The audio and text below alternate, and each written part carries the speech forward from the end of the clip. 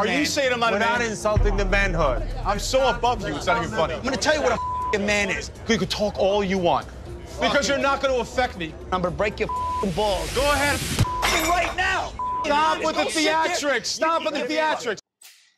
Hey guys, welcome back to my channel. It's your girl, the Brooke Ashley, and today we are here to discuss The Real Housewives of New Jersey, Season 13, Episode 3. And before we get into it, let me just say quickly that I was really disappointed to see Teresa really discussing the drama with her daughters. Don't get me wrong, I know that her daughters are grown now. Gia's what, 20, 21? Gabriella is like 17, 18. All her daughters are at the age where they see what's going on. But I just feel like her daughters do not need to be involved in the drama between their mom and their uncle. I'm just so exhausted by this whole entire feud that's been going on for over a decade. Like I've been saying in the previous recaps, it's time for them all to either make up and move on or just go their separate ways. Because if I'm tired, then I know that the vast majority of the viewers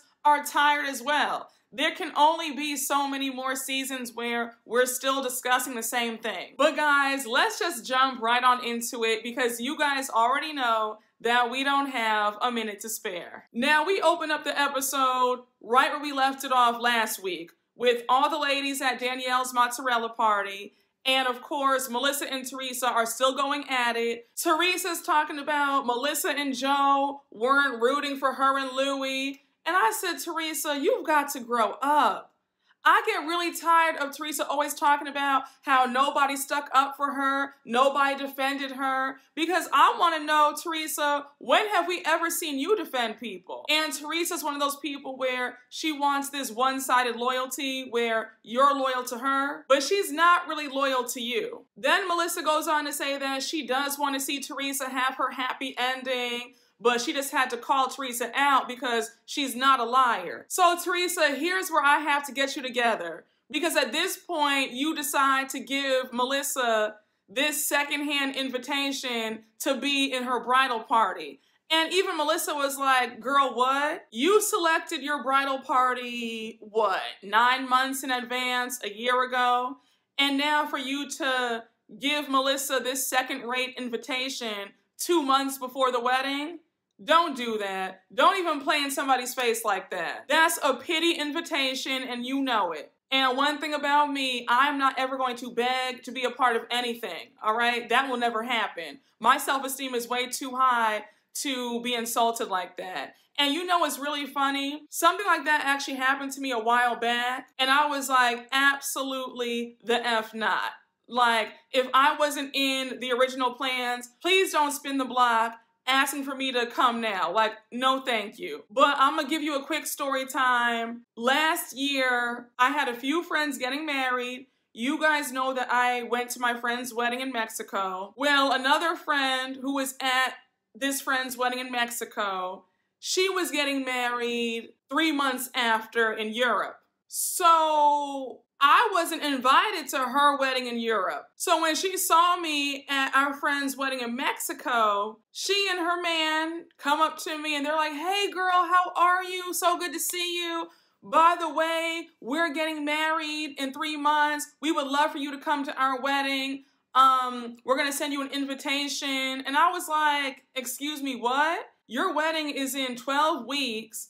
And on top of that, it's a bit insulting to give me a secondhand invitation, and the only reason why you're doing this is because you're seeing me right now. And they did end up sending me an invitation, and I politely declined. The fact that everybody else got their invitations a year in advance and I'm getting mine 3 months in advance, no thanks. I am nobody's afterthought. So Teresa could have kept that invitation. I probably would have cursed her out, to be honest. But they finally hug it out. Everybody's like, thank the Lord. They have stopped fighting. Now, we already know that this makeup isn't going to last between them, but at least we had some peace in this episode. Now, this next scene with Frank, Dolores, and Paulie, I have to say right now, Frank is really pissing me off. I think that Frank all of a sudden feeling jealous of the fact that Dolores really has a man who is by her side and wants to be there. I'm like, Frank, you had your chance. You had it 20 years ago. And you blew it because you were zipping it and zooing it with the other women. You were cheating. You didn't want to be a husband. Didn't want to be a father. And now all of a sudden it's, well, I miss Dolores and I don't even see her anymore. I'm like, Frank, you need to grow up and move on. I'm not here for Frank whining and being all sad. I'm just like, you had your chance, you blew it, and it is what it is now. But anyhow, we see Dolores, Frank, and Paulie at Dolores' house. Frank is over there because they're gonna have a photo shoot for him to add to the calendar. Now, I got my entire life because the way Paulie is so shady. He was up there calling Frank Mr. Potato Head. I said the shade of it all. Now, I low-key believe that Dolores enjoys them fighting over her. I think she likes the fact that Frank is jealous, especially since she dealt with all his infidelity for all those years. I think she likes seeing Frank be a little bit upset and bothered. But we see Paulie making some small talk with Frank. He's asking Frank how he's doing. Frank says that he wants to do a guys' night next week to celebrate his health. And so Paulie's like, well, okay, when do you want to have this guys' night? So I think Frank said that he wants to have the guys' night on a Tuesday. And Paulie says, well, I think I can make it, I'm not sure. So Frank gets weird and he's like, oh, do you need her approval? And Paulie's like, no, I don't need her approval. And then Dolores jumps in and says, no, he's just looking at me because I think that we might have plans on that night. But you can feel the awkwardness between Paulie and Frank. I can tell that Paulie kind of puts Frank off kilter. I feel like Frank is nervous when he's around Paulie for whatever reason. And I thought it was interesting when Frank said that me and Paulie did not get off to the best start. It's been kind of tense between us. And then he said that because of Paulie, his dynamic has changed drastically between him and Dolores. Then Frank says that the more time Paulie spends with him, he'll realize that he's no threat and that their family can go back to operating the way it used to. Now, Frank, I think that you need to get used to this new dynamic between you and Dolores and make peace with the fact that is not going to go back to being the same. Dolores has a new man in her life and you need to accept that. And what really makes this whole thing weird is the fact that Frank has a girlfriend. So if I were his girlfriend, I would be like, what's going on? You seem to be awfully pressed about what your ex-wife is doing. When I tell you that Paulie really isn't here for Frank, because he says to Frank, I expected more from you. I thought that you would pull me to the side like a man and talk to me about your family, but you haven't done that yet. So Frank is thrown off guard and he's like, well, to be fair, Dolores has kept us apart and I feel like she was a conduit between you and I. So Paulie claps back and says, well, you can't send a woman to do a man's job. I said, well, damn, Paulie, tell us how you really feel. And then when Paulie said, I'm her man, I have her back now. And Frank was too stunned to speak. I said, well, damn. The tension, you could cut it with a knife between these two. I'm not mad at Paulie whatsoever. I'm glad that he's putting clear boundaries in place to let Frank know, step aside, I'm her man. And, you know, you guys can be cordial, but it doesn't need to be how it once was. I already know that Frank is gonna irritate me later on in the season because in the trailer, it looks like he's gonna tell Dolores that he still has feelings for her and he misses her. And it's like nobody is trying to hear all that, especially not 20 years later. But that interaction between Paulie and Frank, I said, yeah, Paulie's definitely not coming to guys' night now. The rest of the scene with Frank doing his photo shoot, he was dressed up as like a shirtless Easter bunny. I said, Frank looks a mess. He was all oiled up. I was like, Frank, please. We now jump over to Margaret having lunch with Jackie and Melissa. And I have to say that Jackie is looking healthy. She looks good. We all remember her story when she was a full-time cast member. She opened up about her eating disorder. And to see her now She's eating, she looks good, she's feeling good. I'm really happy for her. But she even shares that therapy has been helping her a lot and that she's chipping away her old toxic patterns. But Jackie wants to know, why wasn't she invited to the mozzarella party? She's like, I hung out with Danielle twice and it was cool. I don't know what the issue is. So Melissa and Margaret tell her Danielle felt like Jackie looked her up and down. And Jackie says, well, I don't do that, but in this case, I did do it because her outfit was a hot mess. It looked like she got those shorts out the hamper. Like, what was that outfit? I was like, I mean, I didn't think the outfit was great, but I didn't think that it was that bad. But Jackie was in her feelings about not being invited, and then she says that if Danielle had a problem with her, Danielle could have called her up like an adult. So now they change gears in the conversation, and Margaret brings up Jen.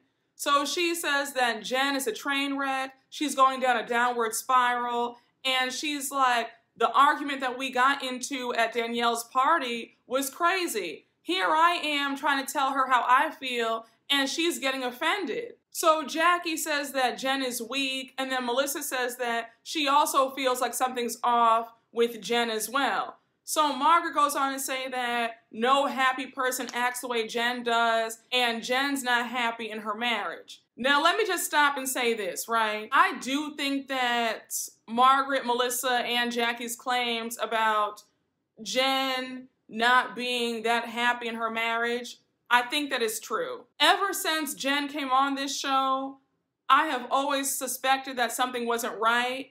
I remember how Jen was saying that they only had sex once a month. She was upset that Bill was always working around the clock, never there for her or the kids. Then last season, the news about Bill having the affair coming out. Then there were also rumors that Bill was allegedly having another affair. The way Jen speaks to Bill, she's very short, very snappy. Bill always looks like he's annoyed with her, if I'm being honest. Even later on in this episode, they're seen together at the house. When Jen was telling him the whole thing about what happened between her and Margaret, and he was trying to give her some advice, and she was like, Bill, just listen. I don't understand why you always have to play the peacemaker all the time. Just defend your wife. And when she kept asking him, do you think that I'm a self-reflective person? And he didn't answer her, and she got even angrier. Just the way they communicate with each other, it feels off. Now, do I know them? No. I'm only going off of what I see, like everybody else is, but I just feel like something's a bit off. I thought Rachel's scene was interesting. We got to learn a bit more about her. I thought that her doing a photo shoot for her daughter's 2nd birthday was so cute. And was it just me, or does Rachel's daughter look a lot like Valentina, who's Danielle's daughter? I was like, oh my gosh, their daughters favor each other, and they're both adorable. But anyway, we learned from Rachel that she wants to have another child. She went through the IVF process after her miscarriage, and they have 5 embryos. So she's like, yeah, babe, I want another baby. Like, let's round it out and have a 4th child. Her husband was looking at her like, we just had a baby 3 months ago. Can we at least wait a year? And she's like, no, like, time is ticking. Let's have a 4th baby immediately. I can't tell anybody what to do when it comes to family planning. So if that's what Rachel wants to do, that's great. Blessings to her. I just think that she needs to talk to her husband about this a bit more, because it's clear that they are on 2 separate pages. Now this next scene with Teresa at home, and she's talking about all the drama with her brother and Melissa to Louie and Gia and Gabriella. I really hate the way Teresa has included her daughters in this very heavy and very toxic adult drama. These girls have been enmeshed in all of this stuff since they were little, especially Gia. I was really irritated when Teresa brought up the argument that she and Melissa had at the mozzarella party. And then when she said, I ended up asking Melissa to be a bridesmaid in the wedding, and she said no. So Gia says that she's upset that her mom did that, especially since Melissa's on podcasts lying about how she was there for them while Teresa was in jail when that wasn't the case. So now Gabriella co-signs that Melissa's lying as well. And she's like, why is she saying that she was there for us when she wasn't? The only times we saw her and Uncle Joe were when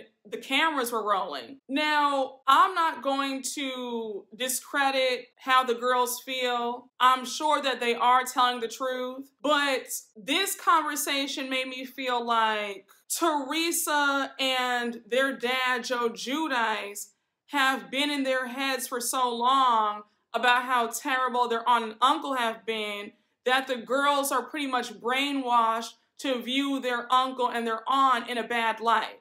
Now, I'm not saying for 1 minute that Melissa and Joe Gorga are innocent, but what I am saying is that I feel like the girls have not been able to formulate their own opinion about their aunt and uncle.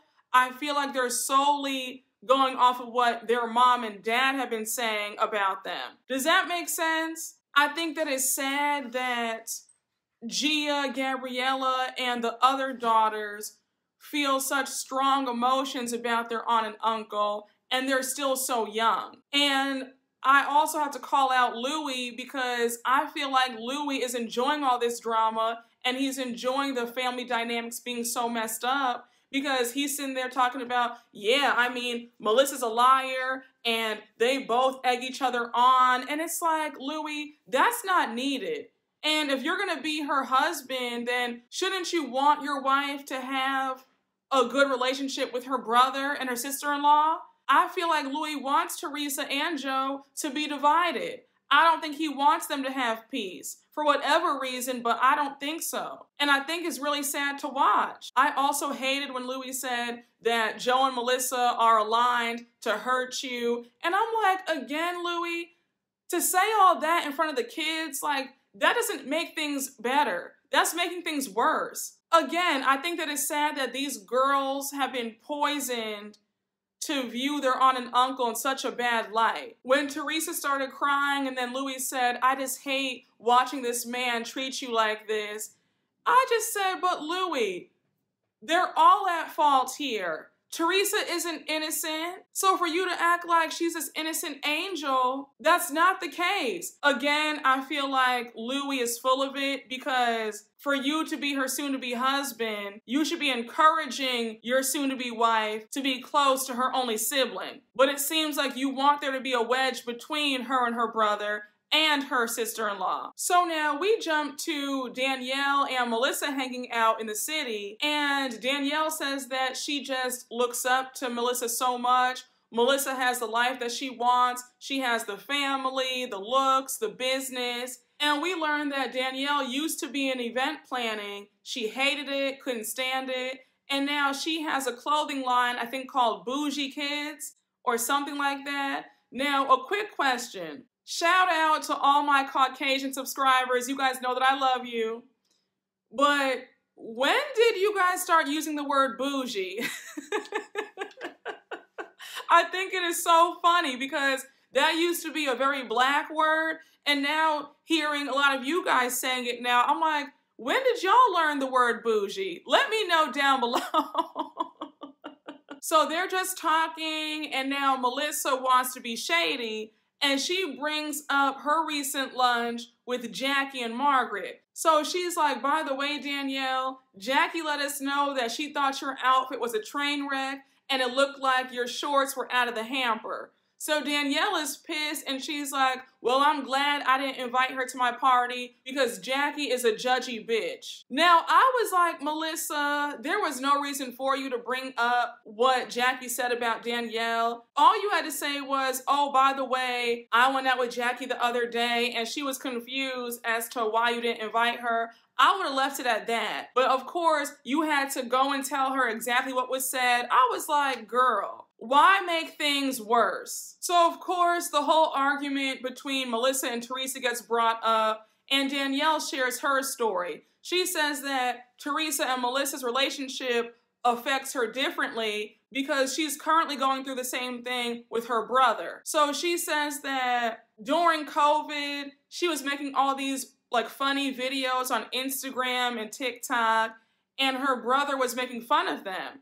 So she was like, okay, if you don't want to see the videos, then I'm gonna block you. So she says that she blocked him, and he calls her up saying, never speak to me again, and that was it. So we learned that there's more to the story. When her brother was planning his wedding a few years ago, Danielle was trying to be like really involved, and his wife wasn't having it. So there was some friction between the wife and Danielle, and that's where things went left. So she says that she sent a text out to her brother, and because of that text, her brother kicked her and her family out the wedding. Now, Danielle, I'm sorry to hear that about you and your brother, but I feel like you're withholding details on what happened because I'm finding it hard to believe that you and your brother aren't speaking over some TikTok, Facebook videos, and because you were trying to be involved in the wedding planning process with him and his wife. I'm gonna need you to tell us the whole story, sis, because the math ain't mathin'. And if it is the case, then your brother is extremely petty, and maybe you guys don't need to be that close. But then Danielle goes on to say that she blames her brother's wife for why they're not speaking. Melissa was not here for that. She was like, no, hold on, because I'm the wife, and I know how it feels to be blamed. Like, trust and believe, I have always done my best to try to get my husband and his sister back on speaking terms. So it's not fair for anybody to blame the wife. Again, with Danielle's situation, we don't know a whole lot. I still think that she's withholding details about what really happened because it just seems like it's not making sense. But when we cut to the scene with Danielle at home, I thought it was so cute because she had her family over to look at her daughter Valentina's art. And when I tell you that her daughter is like, what, 3 or 4? And she remembered all the artists, I was like, oh my gosh, come through. And can I tell you something? I low-key got teary-eyed when Valentina finished presenting the art. And when her brother gave her the flowers and he hugged her, I was like, oh my gosh, so cute. I love to see that. I was super close to my siblings. We're still close now. So I love when I see other siblings really close. Now, mind you, Danielle's parents are over and they start talking about their fractured relationship with Danielle's brother. The only person who still talks to Danielle's brother is Danielle's father. And Danielle's brother even cut off the mom. She's upset about it. And it was just sad because Danielle's father is really upset at the fact that this family is pretty much split apart. Now, this next scene with Melissa and Joe down at the shore, Melissa's mom and her sister are over. And of course, the conversation turns to Teresa and Louie's wedding. Melissa and Joe want to know if Melissa's mom and sister were invited to Teresa and Louie's wedding. They both say no, and of course, Joe is pissed off. Now, let me just stop right here. I was surprised to find out that Melissa's mom and sisters weren't invited to the wedding because if I remember correctly, Melissa's family was pretty close with Teresa's family. I remember when Teresa's mom had passed away, Melissa's mom was always over the house, keeping Teresa's dad company. They would go out on little dates all the time. And then I also remember that season when I think Jen had that Mother's Day event at her house and Teresa got emotional and Melissa's mom went over to give her a big hug and comfort her. I feel like Melissa's mom is a very sweet woman, and that does feel very insulting that she wasn't invited. And I do love how the mom just took it all in stride. She was like, look, it doesn't matter. It is what it is. I wish Teresa the best. I wish her happiness. It's fine. And in a situation like that, that's all you can say. So Melissa's sister, I think her name is Lisa, she suggests that Joe Gorga and Louie sit down to talk. Joe says that he did that after the reunion, but he feels like Louie wants to make things worse and that Louie's an instigator. And I just said that a few minutes ago, that I'm starting to believe that Louie enjoys seeing that there's a wedge between Teresa and her brother. I don't think that Louie is this big peacemaker like he wants to pretend to be. Now, say what you want about Melissa and Joe, but I do like the fact that they do not talk about their issues with Teresa in front of their kids. Because before the conversation even started, they said, okay, kids, go inside. We're not going to do this in front of you guys. Like, you guys go and play. And I respect that because, again, I don't think it's fair for these kids to hear all this drama and all this mess about their family. So now we get to the last scene of the episode, and it is the guys' night. All the guys show up except for Paulie. Now, I wasn't surprised that Paulie didn't come because that interaction between him and Frank earlier on in this episode, I said, yeah, Paulie's not here for this. Now, I'm all for a guy's night out or a girl's night out, but Frank, do you really think that this is the best decision to make? Because you were just in the hospital because of your diet like a week ago. And you guys were ordering all this greasy food, all these shots. I'm like, that's the last thing that you need. Rachel's husband is shady. He had me screaming. He came to guys' night with all these gifts. He came with some adult diapers for Frank, some Pepto-Bismol. I said the shade. But I think it's either Evan or Joe Gorga who's asking Frank if Paulie's gonna come. Frank says no, he can't because of work. But then he brings up his conversation with Paulie the other day when he was at Dolores' house. So he's like, yeah, Paulie was questioning my manhood. Like, I didn't appreciate that. Then Frank goes on this rant about how the whole dynamic between him and Dolores has changed, how Dolores doesn't even call him anymore. He never sees her. She's never home. And I said, Frank, what don't you understand? She has a boyfriend and you have a girlfriend. So go be with your new woman. Why are you so pressed about Dolores not calling you anymore and you not seeing her? I'm just so confused. Frank still talks like they're still in a relationship. I was just like, I don't get it. And when Frank went on to say that he misses Dolores and how he put his feelings to the side because he wants her to be happy, I said, Frank, what are you saying? Please don't come out here talking about you still have feelings for her after all these years. You had ample time to express how you felt. Now when she's finally in a serious relationship, now you want to pull this? Like, I was so irritated. And honestly, I feel like Frank is doing this for a storyline so that he can stay on this show for another few seasons. By giving us this, oh my gosh, I'm still in love with her. She's still the love of my life. Like, I don't know. I just feel like with Frank, there's always an angle with him. I'm just not here for it. Leave Dolores alone and let her ride off into the sunset with Paulie. So now Louie gets brought up. They all want to know if he's coming out tonight. And so Joe says, well, why don't you ask Bill? Because they hang out all the time. So now Bill says, yeah, I love Louie. We're super close. I'm like the brother that he never had. No, I said, Bill, that wasn't needed. You already know that things are tense between Joe and Louie. Like, keep it cute. I feel like Bill likes being in the middle. He likes being super close to Joe Gorga and Louie. And was it just me, or did anybody else feel like Bill overstepped when he was like, why can't you be nicer to Louie? And then Joe was like, excuse me, Bill? Like, I welcomed him with open arms. So now Joe Gorga brings up that his mother-in-law wasn't invited to the wedding. So now Joe says that I just want to tell him tonight that he's a piece of shit and that he's garbage. Now, just as he's saying that, Louie rolls up in there. He's giving everybody a hug. He gives Joe a hug. And it's a bit awkward, but they're cordial. So now Louie sits down, they take a shot, they toast to Louie, and now they start asking him about his bachelor party. So he says that they should do a joint bachelor party where it's like they all go out, then the women go out, and then they meet up at the end of the night. So they're all kind of like, I mean, I don't really want to do that, but if that's what you want to do, then cool.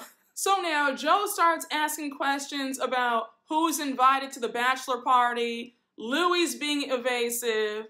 Then Joe Gorga asks about their wedding guest list. He's like, so how many people did you invite? Is it a small wedding? And Louie's like, well, you know, we invited, you know, a small intimate amount of people, about 200 people. So now Joe Gorga is winding himself up and he's like, you met Melissa's family, right? Aren't they great? So Louie agrees that Melissa's family was really sweet. And now Joe is like, well, if they were so great, then why weren't they invited to your wedding? The fact that you guys invited everybody else except my side of the family is really effed up. So Louie's making excuses, saying that it's because of past BS. And now Joe says, hold on, because whatever happened between Melissa and Teresa, nobody can deny that Melissa's mom was really good to our parents. And she should be at the wedding. So now you have Joe Bonino agree, and he's like, honestly, coming from an Italian family, that is a slap in the face. And I do agree with that. I think that regardless of whatever drama that's gone on,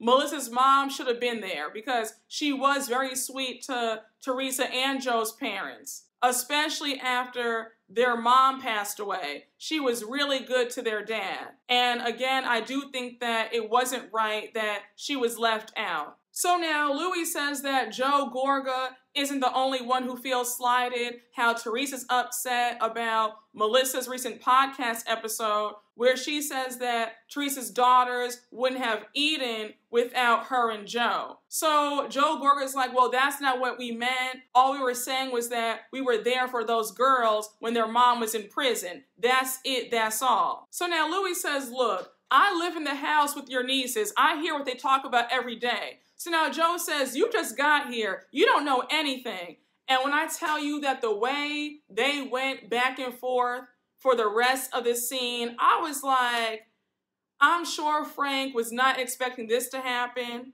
He was trying to celebrate him being out of the hospital, and here you guys go. Now, when it comes to this whole podcast debacle, I think that Melissa and Joe know what they're doing when they say certain things. You guys already know that your relationship with Teresa is hanging on by a thread. So why add more fuel to the fire by saying that Teresa's kids wouldn't have eaten had it not been for you guys? You guys know what you're doing when you do that. Again, everybody is at fault in this situation because nobody knows how to shut the F up and just leave well enough alone. Like, why is it so hard to not have the last word? They're all determined to hurt each other in the worst way. So at this point, Joe Gorga says that Louie's not a man, he's a pussy. Then when Joe started punching the table and screaming, I was like, Joe, we have seen that too many times. When you and Joe Giudice used to get into it. Again, aren't you tired at your big ages acting like animals in public? I understand that you're upset. I understand that your feelings are hurt, but you need to control yourself. So of course, Joe Gorga brings up that it's effed up, how his wife isn't in the wedding, his family's not invited, and he's pissed. So now Louie says, look, Teresa is my fiance. She has a final say on who she wants and doesn't want at the wedding. So what do you suggest that I do to change her mind? Again, I feel like Louie could do a lot more. I think that he enjoys this rift in the family and he's instigating. I don't believe that he's really doing all that he can to get Teresa and Joe to reconcile. I don't. But we end the episode with Joe Gorga saying that he's hurt and he can't take this anymore. Louie suggests that they sit down and talk. And then Joe Gorga says, but why? It's going to be the same thing. With Teresa, you never move forward. All she's going to say is that you didn't defend Louie, and he doesn't want to hear it anymore. And then he goes on to say that he doesn't want to waste his time anymore, and that's where the episode ends. I don't know how many times I can keep saying this, but their relationship, in my opinion, is beyond repair. At this point, go your separate ways and just love each other from a distance. You guys don't want to make this work. You guys are still stuck in the past. Nothing is changing. It's the same argument since season 3. It's time to let it go. It's torture to watch you guys go at it year after year after year. You guys are suffering. The kids are all suffering because you guys can't get along. Like, let it go. Joe, if you already know in your heart that it's not going to change between you and your sister, then again, cut it off. Season 14, if you guys all come back onto the show, I don't want to hear it. I want you guys to stay apart from each other and just let it be. But there's a part of me that feels like Melissa and Joe enjoy all this drama and this toxic cycle, because without Teresa and all this mess, what will their storylines be? Because say what you want, if Melissa and Joe should leave this show, Teresa will have a storyline with or without them. Joe and Melissa can't say the same. So I also feel like that plays a part in why Joe and Melissa can't seem to just move on. But guys, those are my thoughts about this episode. Can't wait to hear what you guys think down in the comments. And thank you all so much for watching. You guys already know what to do. Please make sure to like, comment, and subscribe, and I will see you all later. Bye.